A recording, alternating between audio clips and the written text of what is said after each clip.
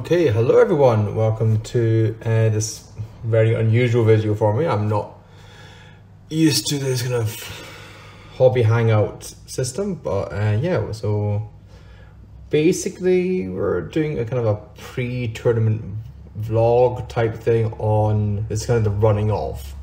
So there's going to be a 3-part series where I will be talking about what happened before, what happened during, what happened after. Those are the 3 parts of the OPG GT happening next weekend, so in less than 7 days. And I am slightly freaking out about it, but it should be fine because everyone's paid up, so I'm not going to go broke over this at the very least. But yeah, as I talk, I'm going to try and get some of my final bits of painting done. I've got these bases all prepped up as I try and find the camera lens in this phone. But yeah, so I'm just going to try and start building up the lava bases. I've already done most of the army. It's just kind of the final steps as I talk. And yeah, it's kind of just there's no script or anything as usual. There's just me talking and making a site for myself. And inevitably, as I will get lost. At some point, I will lose my train of thought. So I've got a handy little notepad over there with talking points on it. But yeah, so I'm just going to get cracking with the painting, and I'm just going to talk about kind of what processes I went through and what I wish I did better when it comes to the pre-tournament stuff for the OPG GT. So as I get started, I'm going to try and remember to paint during this, so not just wasting paint. So one of the first things I had to do, apart from decide to run a tournament, that's obviously quite a big decision to make. Is to find out when that tournament can be. And that's not quite as simple as just when does the venue have space for a tournament to happen, because, and this is all pre-COVID by the way, in the before times. So the things I had to go out for was, when are other events happening in Scotland? We kind of only have enough players to support one tournament at a time, and there are, people's time off to consider, and not everyone can make every event. So you kind of want to leave a good 2 or 3 week gap between most events in Scotland. There are exceptions. Some of the big ones can get away with it, but this is my first event, so it does not count as a big one, if that makes sense. I have no idea if the hobbing I'm doing is on the screen or not. If it isn't, just tell me in the comments. I'll see it in post, but hey ho.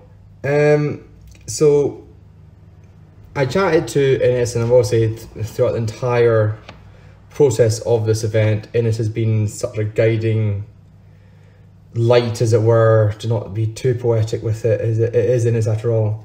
That I just asked him, okay, when should I run this event? When is the ideal to run this event? I'm kind of chatting and asked, when are other major events happening, when's the Six Nations happening, the events that would take the players away and out of Scotland. And then I also went to the Facebook page, the UK events calendar Facebook page, and just look through what's happening there. And I found, I can't even remember what the original date for this was. I think it was some point in 2020, but obviously that's not happening anymore. And then I had to check, so I kind of set, I want to happen in this month. And I kind of set myself that aim to work from. And then I just chatted to Steve over at Common Ground Games and asked when his availability was, a bit of back and forth there, and we found the date. So that was kind of the simplest part. And once I had that date, I could start working towards things. And I remember during my lunch breaks, at work, I would just sit and email people from the channel account, the channel email account, and find sponsors. That's the next topic. So I remember I chatted to Jordan Clifford, who is another TO who runs a few events in Scotland. He was going to come out to OPG GT, but didn't quite work out with his timings, and yes, that was a bit unfortunate, as he is a great laugh to have around. And he gave me a spreadsheet which he put together, I believe, full of emails of people at companies talking about, you know, KR, Reaper Minis, those kind of companies who have gotten sponsors off of themselves, and yeah, just seeing what they can offer me, and then from there you can kind of set your price once you know how much discounted or free stuff you're going to be getting. I was kind of running this on the cheap. It was originally to be kind of a Kickstarter fund for the channel. That's why I was doing it. So I wasn't putting only my own money behind it. I could get a tiny bit of profit off of this tournament, but that wasn't never my main goal, to run a super expensive tournament and that people wouldn't be able to afford. So I settled on I think it was originally £33, but Innes just said, why aren't you doing 35? Just round it up to even 5. So I did that. Again, guiding principle. And with the sponsors, it was very much a case, it was actually quite easy. It was just a case of, hey, I'm doing this tournament at this time, at this venue, this capacity, would you be interested in sponsoring? Okay, sorry about that. I got a phone call and that stopped the filming, and also I realized you couldn't actually see any of the models. So I've changed the camera around, and I think I just talked about prices. So yeah, so as I did want to try and make a little bit of money off of this, but not too much, as it is my first one, so it's kind of a tester, test the water, see how it is. I mean, the idea is that I shouldn't be out of pocket for running this event at the very least, and I think that's what I managed to achieve. I have probably gone a bit too above and beyond with the prize pool, but I'm more than happy to do that to give back to the community as well. So hopefully you'll now see some of these models basically as I just block it with my hand, but you know, maybe if I tilt it something like this, there you can hopefully see some paint action happening here. So once I got the prize pool sorted out, which I've had set up for ages, I just had to order a few last pieces kind of towards the end of lockdown, not wanting to invest all the money immediately, because there was a moment in time where I was like, oh, is this going to go ahead, or will the government kind of ban large events to that degree, which is not the case, I am happy to say. So the next thing I did was I wrote the rule pack, and I went through a couple of drafts of this. I kind of wrote one up myself, and then I just kind of left it for a while until I was ready to run it again. So kind of when I say again, after I had changed the date 3 times because of various lockdowns and restrictions and whatnot. So I dug out the old rule pack that I wrote by myself, and I read through it, and fortunately Innes had just published the rules pack for the Common Ground Games GT, so I just kind of brought it in line with that. I do want to stay in line with the Team Scotland events, so that all the Scottish events, or the vast majority of them, are to the same standard in terms of the rules and the missions and the rules pack and the expectations. So that was kind of what I wanted to do, and I just got permission from Innes to directly copy pasta his stuff, which is what I ended up by and large doing. I put my own spin on it. I reworded a few things, being the good academic that I am. And yeah, just cracked on with that rose pack. So the main challenges I found with the rose pack was wording. There was a couple of times when I was trying to be a bit fancy with the wording and be like, I was making a mountain out of a molehill, if you would. Just making things overly complicated. And in the future, definitely just simple language. Don't try and confuse things. Be clear and concise in your communications, that kind of stuff. Stuff which, if you've written emails or business, you will understand immediately, I believe. So, kind of backtracking a little bit, after I wrote the first rose pack, and then there was a lot of waiting, and there was waiting because the event was a while away, if nothing else. But then there's also a lot of waiting because of COVID. I mean, a lot of waiting, which we all felt. I think we were we're gasping for our tournament at this point. And then I was waiting and waiting, and I think that was one of the biggest challenges, is because I think a lot of people forgot about tournaments in a way. They just either lost interest or decided to spend their money on other things, and because of that there were dropouts. And that's the next point. This is the main challenge I had, was there was a lot of dropouts, and I had the event filled for well over a year, and people, which is absolutely fine, they're allowed to drop out, just dropped out for various reasons, and absolutely fine. And I had a good strong like 15 deep waiting list, so I was able to fill those tickets again and again and again. But then I ran out of waiting list people, and you probably have seen me advertising that this is a thing and that there's tickets available for it, because there was a moment where I was thinking, is this going to be even a GT anymore? Am I going to get the 28 players that is needed to qualify as a GT? And fortunately I never dipped below 30, but that is far too close for comfort when you've had those tickets quote unquote sold and for a while. And this kind of leads me on to my next improvement for the next time I run tournament, is collect the money up front.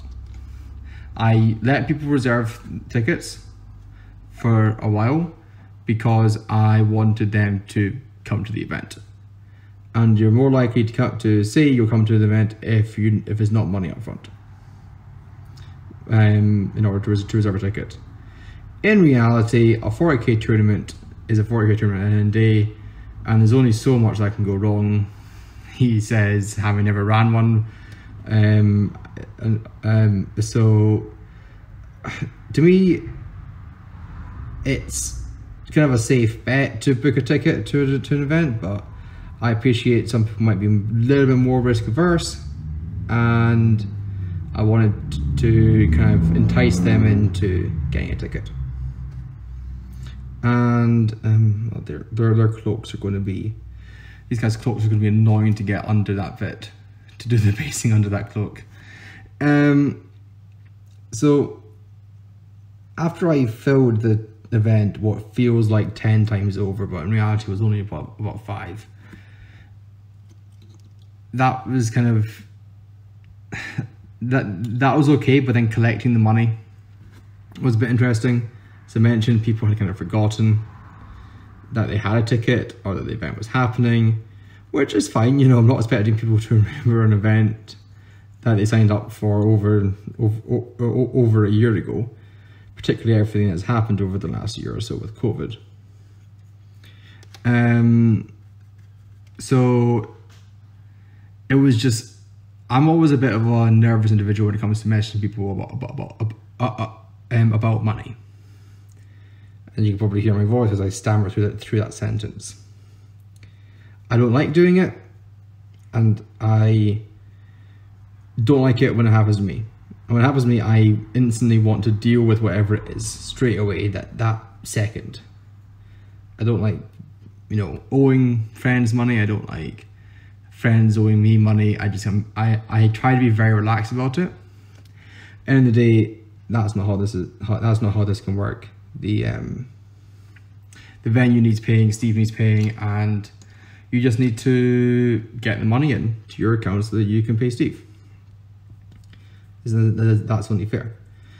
So I remember going through people on Messenger and just prompting them, hey, this is still a thing, are you still wanting to come?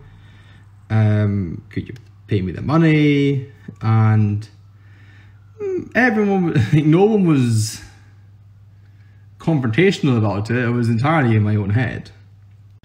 Sorry about that. Another phone call. Everything running smoothly here at OPG. Yeah, so where was I? Yeah. So collecting the money, that was okay, and like I said, do it up front. In the future, if you are going to run a tournament, no one will gripe or moan at you, I'm sure, and if they are, just tell them to pay up, because that's how you're running things, and that's how I'll be running things in the future. Just pure sanity's sake, and it stops me having to worry about it, and removes a rather uncomfortable job for me personally. Then after money, the next week was lists, and getting people to send you lists is okay, it's fine, it's just getting them to follow the instructions. Like I said, it, everyone's happy to send you an army. However, that depending on how you're running your event, this event, battle script lists are not welcome, and some people had to learn that lesson. Battle script lists, but the issue with those is that they're massive, they're so long, they've got so much bloat in there, and the reason why we ask you to do the formatting that we ask you to do is that it removes that bloat, and it turns it down into nearly a one-page document, nearly 1 unit per line, or as close as you can reasonably get it without having tiny font, and then it's really easy to read off of a phone. If any of you have ever had long messenger chats where you're sending battle script lists back and forth, you'll understand what I mean about battle script lists being quite hard to read and understand fully. And so I use the WGT style formatting like Team Scotland does, and just getting them to people format things correctly was quite difficult. As someone who works inside academia, formatting citations and whatnot is a second nature to me, so it was definitely, it's kind of a personal kind of a, what do you mean this is difficult moment for me when people were finding it difficult when I said, hey, this is incorrect. And that's fine, you just have to be patient, and you just have to explain what the fix is, and I had to really stop myself from just taking the document that they sent me and fixing it by myself. Because at the end of the day, that wouldn't help them learn for the next event, which is a Team Scotland event, so they have to do the same formatting for that event. And it's also making a lot more work for me. And no, that's not what I'm wanting to have to do to run this event. So, and actually that weekend I was actually off on one of the islands of Scotland, having a little break with my girlfriend, so it was quite nice just to watch people panic. Fortunately, I asked Innes, and he very generously said that he would kind of man the fort for me, to answer any questions. And to be honest, any questions I don't know the answer to, I ask Innes, and then he tells me. So there's a good chance your question, if it's about an obscure army like Gene Stealer Celts, Kingswell, I'd probably be asking Innes it anyway, so you're better off just going to him 9 times out of 10 rather than to little old me.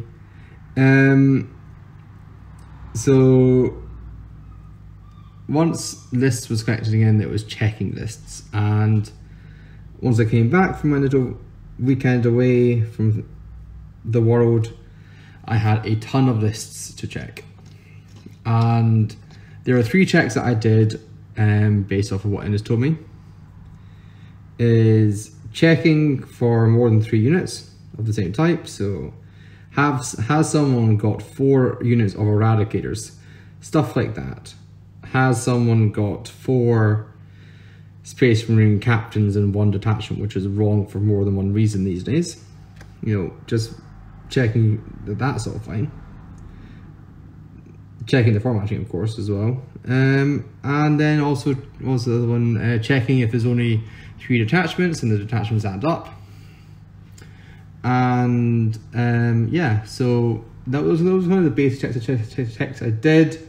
I then also ran through everyone's list and added up the points and made sure that the points added up in total, and then just making sure that nothing seems untoward. We had one person who submitted a list where they bought a warlord trait on a character for a command point, but then put the warlord trait on a different character.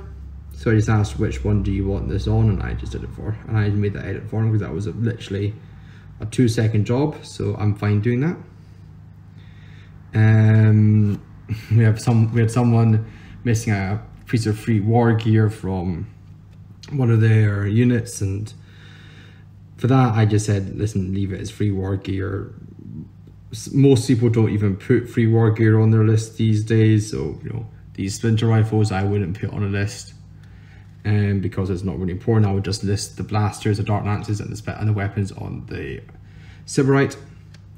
And so no, that's kind of things you look up for.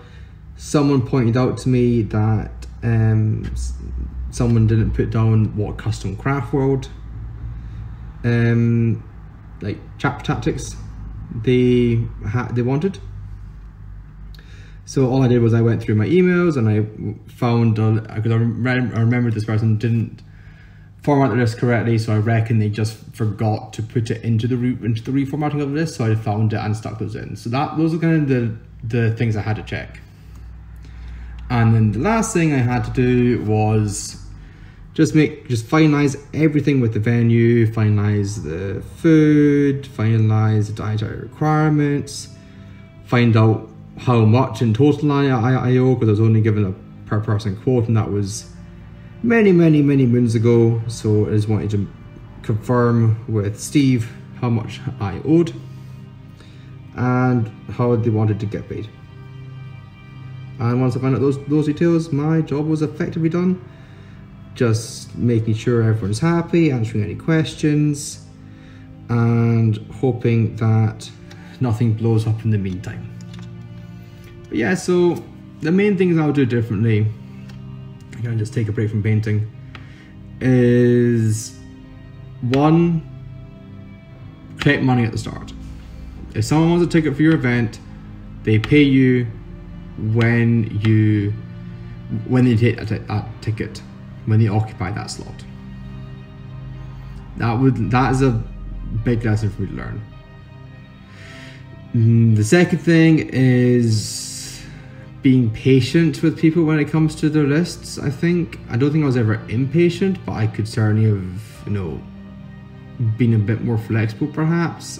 Someone said to me I was, you know, really running this to the letter of the law, which is fine by me. I've always been that kind of person, but other people might be a bit more chill. So just making sure that everything is up to scratch. And then finally, just I think I would also, no, I think that's it actually. The main thing for this pre-tournament thing is to do with collecting money and reserving the tickets and everything. Yeah, that's kind of it. So I don't know quite what the during vlog is going to be. I'm not planning on streaming any games at the event because I'm also a player, hence why I'm doing all this. So I won't have time to film too much. If I finish a game early, I might walk around with this little gimbal rig I'm filming on right now and get some sweeping action shots. But I think the during will mostly be how I'm dealing with the rules questions, how I'm dealing with the stuff that pops up throughout an event. I have served my time as a rules judge in the past, but I'm expecting to get a bit more of that because I'm the TO. So I'm honestly expecting whatever game I'm playing to be pulled away nearly every turn and having some rules debate or question or query to answer.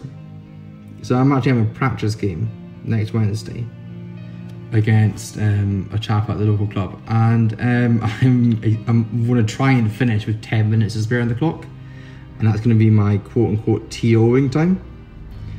But yeah, I'm really looking forward to this. It's going to be a great adventure. If nothing else, I get to go to Warhammer Tournament, which is always an awesome thing to do over a weekend, and I get to see everyone again, which people I haven't seen since last summer, when Innes ran that team tournament, Clan Wars. And yeah, so that's kind of it. There's no big fanfare at the end. I will of course ask you all to like, comment and subscribe. Did you like this kind of vlog, hobby hangout type thing? Do you like hearing me talk about the running of things? No one, I did put a post out on Facebook asking if anyone had any questions, and no one did, as far as I could see. Didn't get any notifications. So yeah, so we were going to end things there. So thank you for checking it out, and hopefully it was interesting. This whole process has definitely been interesting to me. And I will catch most of you, I'm thinking, who'd watch us at the tournament. And if not, hopefully the next one or a different tournament. And I reckon I will be running more tournaments. I'm going to be talking to Steve about that. I'm wanting to run next year a singles event, or at least maybe two singles events, a doubles event, and a team event. That's on my books for next year. So hopefully I can get most of those off the ground. I have no idea how to run a doubles event, but someone asked if that was a thing, and I am more than happy to provide if people are wanting it. So anyway, we will catch you there. Like, comment and subscribe, and peace out. Bye.